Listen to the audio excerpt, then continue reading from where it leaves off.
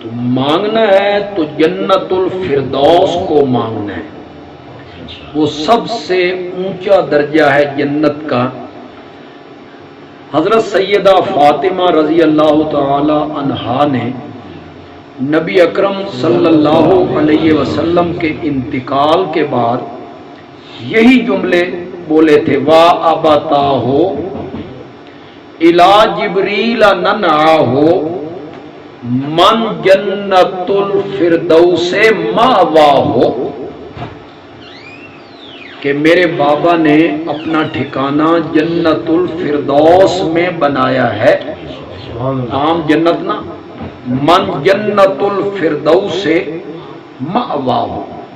یہ سب حدیث کی کتابوں میں حضرت فاطمہ کا یہ ارشاد درج ہے، اور یہ بھی بخاری میں کہ آپ نے فرمایا جنت الفردوس جنت کا وہ درجہ ہے جس کی چھت اللہ کا عرش بنتا ہے، اوپر اللہ کا عرش ہے اور اس کے نیچے جنت الفردوس ہے۔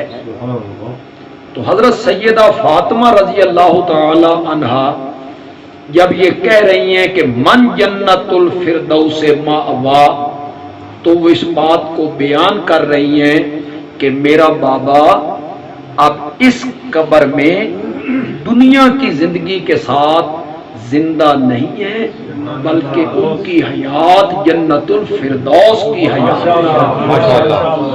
من جنت الفردوس مأواہو۔